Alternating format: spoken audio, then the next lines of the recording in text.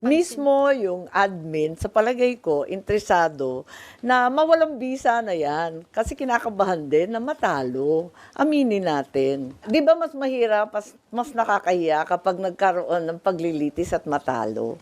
Kaya siguro may iba, iniiwasan na rin. Para sa presidential sister, nais niyang questionin ang proseso ng pagsasampa ng impeachment ng Kamara sa Senado. Ito ay dahil hindi agad na ipinadala ang kaso sa Senado at nakaapat na impeachment complaint pa bago ito iproseso ng mababang kapulungan ng Kongreso.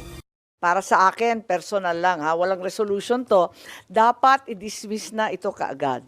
Dahil unang-una, hindi na talaga kaya matapos bago yung 19th Congress, may sariling rules ang Senado.